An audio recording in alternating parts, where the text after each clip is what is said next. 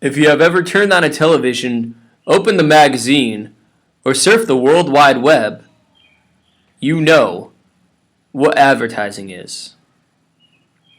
It's a form of communication for marketing that persuades or manipulates an audience to take some sort of action. In modern days, we think of that action as buying something. We have seen or watched a seemingly infinite amount of advertisements in our lifetime. But rarely do we stop to question when or where advertising began. In this video, we will explore the history of advertising from its ancient roots to its modern day use. Perhaps the first use of advertising traces back to ancient Egypt. Egyptian merchants used papyrus, a paper-like material from a papyrus plant, to make sales messages and wall posters. In ancient Greece and ancient Rome, citizens used papyrus to advertise lost and found items. Now, put yourself in the shoes of a citizen from Egypt or Greece and Rome during that time. If you saw an advertisement on a paper-like material, you were probably baffled by that advertisement because you had seen no such thing in your lifetime. You would feel inclined to buy that item from an Egyptian merchant, or find the lost and found item in the ancient Greece and ancient Roman cultures. Other cultures, including Asian, African, and South American, used wall or rock paintings to advertise their products. So while the Greek, Roman, and Egyptian cultures had papyrus, the Asian, African, and South American cultures used a much bigger canvas.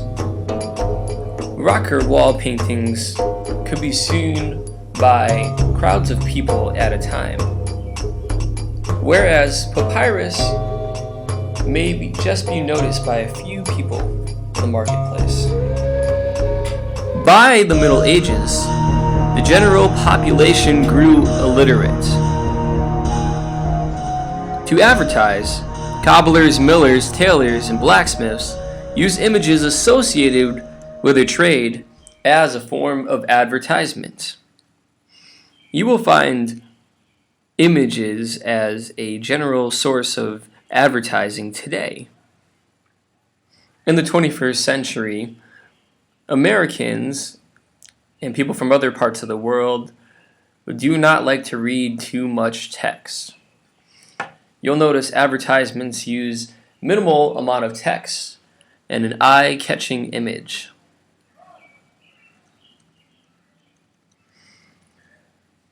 Now, while all these ancient cultures hold claim to the origins of advertising, perhaps none succeeded more so than Thomas J. Barrett, the chairman of Pierce Soap and the founder of modern advertising in the 19th century. Barrett used effective slogans, images, and phrases to sell Pierce Soap.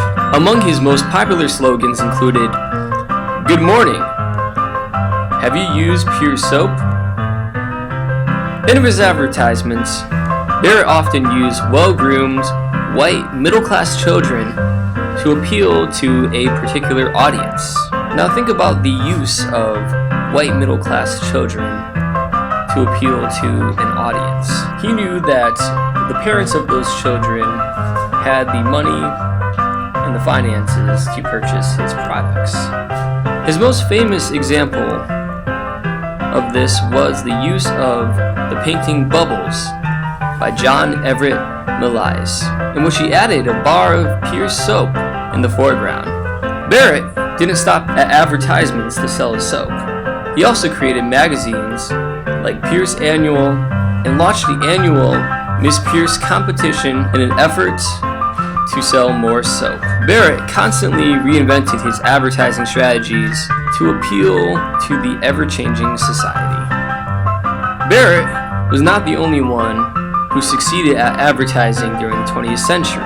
In 1836, French newspaper La Presse included paid advertising in its pages to lower the price. By 1840, Navalny P. Palmer established one of the first advertising agencies in 1842. Palmer's agencies paved the way for other prominent agencies such as N.W. Ayer & Son and France's news agency of Agence France Paris. By the 19th century, dozens of advertising agencies sprung up across the United States, and society recognized advertising as a prominent and promising career. For homework, consider the following. Number 1. In your opinion, which ancient civilization used advertising in the most effective way? Do you believe it was the Egyptians, the Romans, and the Greeks in terms of their use of papyrus? Or do you believe it was the Asian, African, and South American civilizations in terms of their use of rocks and walls? Number 2, do you think Thomas J. Barrett's appeal to well-groomed white middle-class families was morally wrong? Explain why. Once you answer these 2 questions, post them on the class wiki for me to review. And we'll see you next video.